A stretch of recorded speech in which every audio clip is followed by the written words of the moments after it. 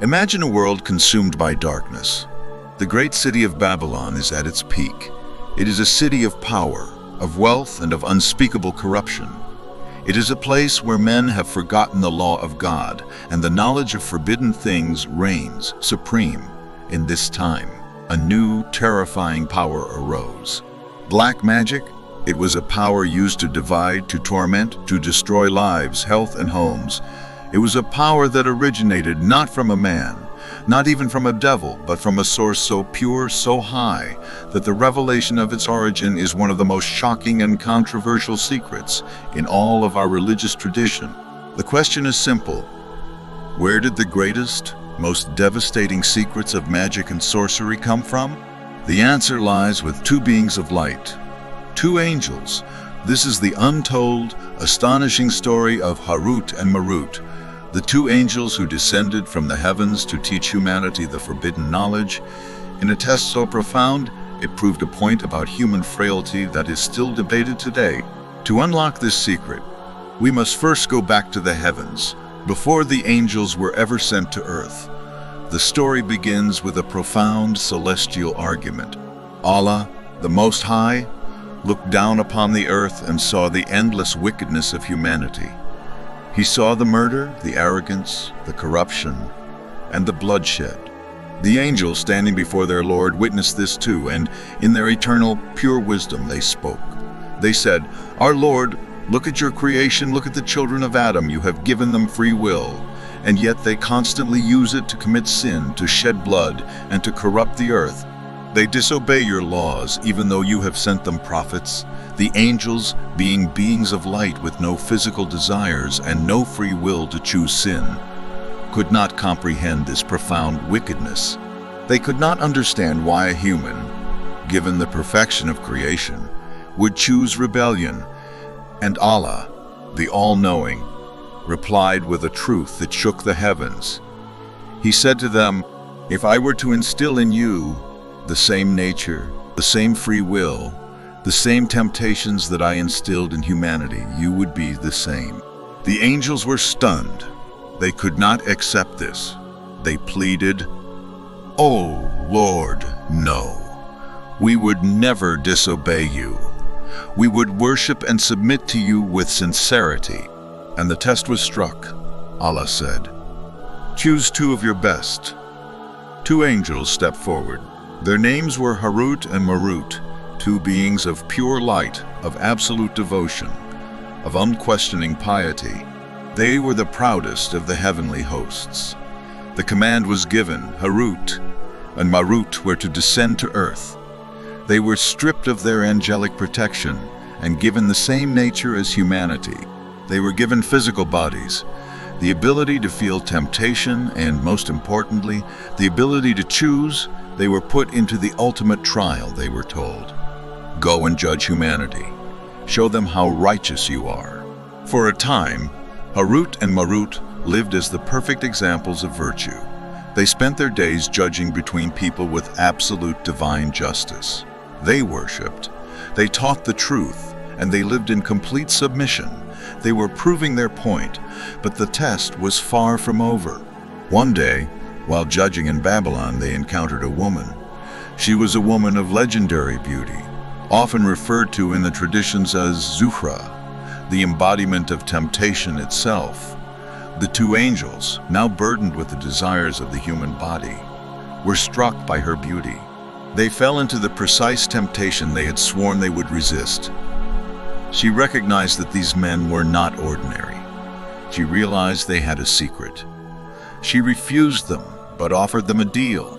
She would submit to their desires only if they taught her the divine secret they possessed, the secret of the names of God, the hidden knowledge that gave them power. The angels refused. The command was strict. They were to judge, not to reveal the secrets of the sky, but the woman did not give up. She persisted.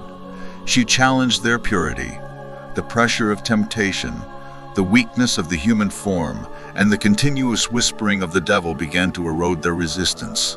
Finally, in a moment of utter weakness, they gave in to her demand. They taught her the forbidden secret, and in exchange for this forbidden knowledge, the woman performed the ultimate act of sin. She used the secret to perform an act of sorcery, to fly back up to the sky, transforming herself into a star as a reward for her cunning by the forces of darkness. Harut and Marut were left alone. They had failed. They had lost their purity, proving the Almighty's original point.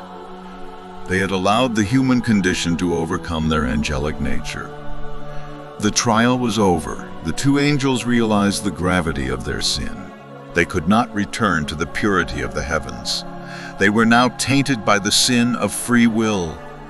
They pleaded for mercy, and Allah, in His perfect justice and mercy, gave them a choice: punishment now, or punishment on the day of judgment. They chose punishment now. According to the narrations, Harut and Marut were bound and imprisoned in Babylon, hung by their feet in a state of eternal punishment, placed there as a profound, silent warning to all of humanity about the danger of forbidden knowledge and the power of temptation. This is the untold story of their fall.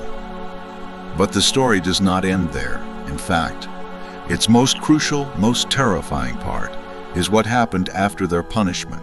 The two angels, though imprisoned, were not silenced. Their punishment served a greater purpose. The wisdom of the Quran tells us clearly that they were used as a test. They continued to teach the secret of magic, but only with a powerful, terrible warning. The Quran says that the people came to them to learn this forbidden knowledge, and the angels never taught a single soul without first giving a clear, explicit warning. They did not teach anyone until they had said, "We are only a trial, so do not disbelieve." This is the ultimate secret of Harut and Marut. Their sin was in teaching the knowledge, but the greatest sin belonged to humanity, the sin of choosing to learn it, even after being given a direct divine warning. And what did humanity use this great forbidden knowledge for? What was the ultimate wickedness they performed with the secrets taught by the fallen angels? The Quran reveals the ultimate evil that magic was used to achieve. They learned from them that by which they might cause separation between a man and his wife.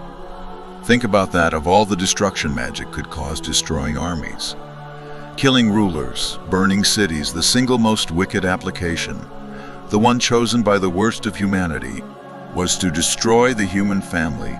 This connects perfectly to the great secret of the devil himself, who on his throne on the water rewards the devil who causes separation between a man and his wife as his greatest soldier. The knowledge of magic became the practical tool to achieve the devil's primary strategic goal: the destruction of the home. The untold story of Harut and Marut is not just a tale of two angels who fell. It is the story of the absolute vulnerability of even the purest beings when confronted with the test of free will. It is a profound warning. If angels who were pure light could fall after only a moment of free will, how much more vulnerable are we, who are born with this weakness? Their prison in Babylon, where they hang as a testament to their fall, is not a monument to magic. It is a monument to humility. It is a permanent, silent warning that no one is safe from temptation. The forbidden knowledge remains out there. The practitioners of evil still seek it out.